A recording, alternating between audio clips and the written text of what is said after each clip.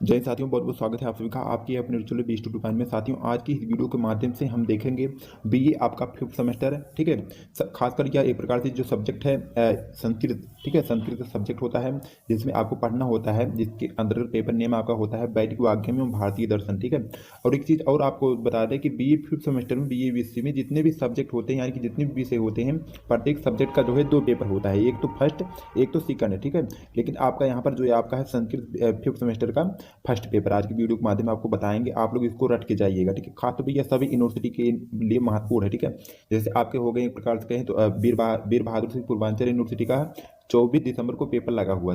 ठीक इसी तरह ही सभी यूनिवर्सिटी के दिसंबर पेपर कराए जा रहे हैं। तो आप लोगों के लिए यह वीडियो जो बहुत ही महत्वपूर्ण है। ठीक है, पूरे 75 नंबर का। चलिए, आपका जो सेक्शन है हर बार की तरह जो आपको खंड होगा 3 सेक्शन में विभक्त होगा, section A, section B, section C, यानी कि खंड आ, बा, सा। ठीक है, तो चलिए देखते हैं आपको खंड आ। देखिए, हर यूनिवर्सिटी जो है अपने अनुसार क्वेश्चन देती है। किसी में आपको जो है खंड आ से आपको 5 क्वेश्चन मिलेंगे, किसी में 10 क्वेश्चन मिलेंगे, लेकिन आपका जो 75 नंबर लिखित क्वेश्चन होगा, पूरा आपका पेपर जो है 75 नंबर का ही होगा हर यूनिवर्सिटी में। ठीक है, तो चलिए देखते हैं आपका सेक्शन यानी खंड आ का पहला क्वेश्चन जो है श्रीमद।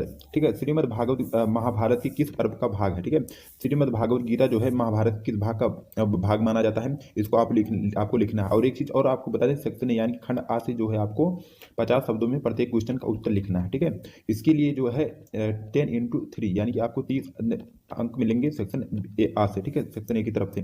तो चलिए देखते हैं आपका सेक्शन ए का पहला दूसरा क्वेश्चन है कि जो है ईश्वार्षीय उपनिषद। ठीक है, ईश्वार्षीय उपनिषद की जो है किस वेद से संबंधित है, आपको पूरे लिखना है। ये भी प्रश्न कहीं ना आपकी परीक्षा के लिए महत्वपूर्ण ही है। पहला और दूसरा क्वेश्चन आपकी परीक्षा के लिए बहुत ही महत्वपूर्ण क्वेश्चन है। फिर आपका क्वेश्चन नंबर आपका तीसरा है सेक्शन ए से कि जो है ऋग्वेद। ठीक है, ऋग्वेद अग्निदूत्र, ठीक है, में किस छंद का जो प्रयोग किया गया है।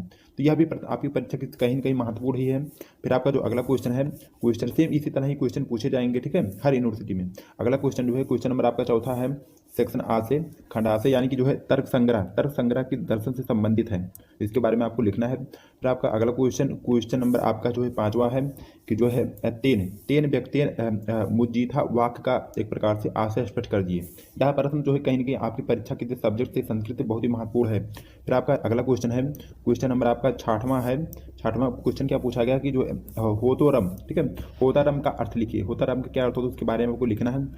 ठीक है, फिर आपका नेक्स्ट क्वेश्चन जो है क्वेश्चन नंबर आपका एक प्रकार से कहें तो सातवां है। सातवां क्वेश्चन क्या पूछा गया है? सातवां क्वेश्चन क्या है कि जो है प्रकार से विष्णु सूत्र। ठीक है, विष्णु सूत्र के जो है ऋषि कौन है, उनके बारे में लिखना है आपको पूरे 50 शब्दों में। यहाँ भी प्रश्न कहीं ना कहीं आपकी परीक्षा के सब्जेक्ट से ही बहुत महत्वपूर्ण है। फिर आपका जो अगला क्वेश्चन है क्वेश्चन नंबर आपका आठवां है सेक्शन ए यानी कि खंड आ से जो है अरुकाया। ठीक है, अरुकाया शब्द का अर्थ लिखिए। अरुकाया शब्द को आपको पूरे 50 शब्दों में उत्तर लिखना है। ठीक है, यह भी प्रश्न कहीं ना कहीं आपकी परीक्षा के लिए महत्वपूर्ण ही है। ठीक है, फिर आपका जो नेक्स्ट क्वेश्चन है क्वेश्चन नंबर आपका 9वां है सेक्शन ए से यानी खंड आ से कि जो है अशांत सय। ठीक है, अशांत सय कुता सुखम का वक्ता कौन है? ठीक है, अशांत से एक प्रकार से कुता सुखम का वक्ता कौन है, उसके बारे में पूरे 50 शब्दों में लिखना है। यह भी प्रश्न जो जितने भी प्रश्न हम सेक्शन ए से आपको बता रहे हैं, आपको 10 क्वेश्चन बता रहे हैं सेक्शन ए से, तो आपके 5 से 6 क्वेश्चन आपके सेम यही मिलेंगे। ठीक है, इस चीज़ को ध्यान में रखिएगा। फिर आपका जो अगला क्वेश्चन है क्वेश्चन नंबर आपका 10वां है सेक्शन ए से कि जो है दर्शन को परिभाषित करिए। ठीक है, दर्शन को आपको पूरे परिभाषित करना है, इसकी डिफिनेशन सहित आपको लिखना है। ठीक है, पूरे 50 शब्दों में। यह भी प्रश्न जो है आपकी परीक्षा के लिए बहुत ही महत्वपूर्ण है। ठीक है, फिर आपका जो अगला सेक्शन है खंड बा। ठीक है, खंड बा यानी कि सेक्शन बी। सेक्शन बी में क्या है, आपको किसी में 7 से 8 प्रश्न मिलेंगे। ठीक है, किसी में जो है 4 से 5 प्रश्न मिलेंगे, जिसमें आपको केवल जो है यहाँ पर जो है आपको केवल आपको जो है 10 प्रश्न आपको दिए जाएंगे। सभी प्रश्नों को एक प्रकार से करना अनिवार्य रहेगा कुछ यूनिवर्सिटी में, लेकिन यहाँ पर जो है केवल आपको 7 से 8 प्रश्न दिए जाएंगे, जिसमें आपको केवल 3 ही प्रश्नों के उत्तर लिखना होगा। ठीक है, तो चलिए देखते हैं आपका खंड बा यानी कि खंड बा का आपका एक प्रकार से कहें तो सेक्शन बी का पहला क्वेश्चन। एक चीज और बता दें, सेक्शन बी से आपको प्रत्येक क्वेश्चन का जो उत्तर लिखना है पूरे 200 शब्दों में आपको प्रत्येक क्वेश्चन का उत्तर लिखना है, और इसके लिए जो है 3 × 10 आपको 30 अंक मिलेंगे सेक्शन बी की तरफ से। ठीक है, तो चलिए देखते हैं सेक्शन बी का पहला क्वेश्चन देखते हैं कि जो अधोलिखित मंत्र की व्याख्या कीजिए। इस मंत्र की आपको व्याख्या करना है पूरे 200 शब्दों में। ठीक है, फिर आपका जो अगला क्वेश्चन है क्वेश्चन नंबर आपका दूसरा है। ठीक है, सीरियल नंबर तीसरा है सेक्शन बी से कि जो है अधोलिखित, इसकी भी व्याख्या करना है। आपको 7 से 8 प्रश्न हमने बताया कि 7 से 8 प्रश्न दिए जा रहे हैं, जिसमें आपको केवल 3 ही प्रश्नों के उत्तर देने होंगे। ठीक है, फिर आपका अगला क्वेश्चन जो है क्वेश्चन नंबर आपका तीसरा है सेक्शन बी से कि जो है श्रीमद् भागवत गीता के जो है निम्नलिखित श्लोक की व्याख्या करें, इसके बारे में आपको व्याख्यात करना है। ठीक है, फिर आपका अगला क्वेश्चन है क्वेश्चन नंबर आपका चौथा है सेक्शन बी से सीरियल नंबर 5वां की जो अधोलिखित की व्याख्या करें, इसकी भी कहीं ना कहीं व्याख्या ही करना है। ठीक है। फिर आपका अगला क्वेश्चन जो है, क्वेश्चन नंबर आपका एक प्रकार से कहें तो 5वां है सेक्शन बी से कि जो है निम्नलिखित ऋचा की व्याख्या करें। इसकी भी व्याख्या ही करना है आपको। व्याख्यात प्रश्न ज़्यादा मिलेंगे इसमें से, आपको बहुत ज़्यादा रटने की आवश्यकता नहीं है, क्योंकि आपको 5 से 6 व्याख्यात प्रश्न मिलेंगे जिसमें से आपको केवल 1 या 2 प्रश्न इसमें से करेंगे, ठीक है। फिर आपको अगला क्वेश्चन आप देख लीजिएगा।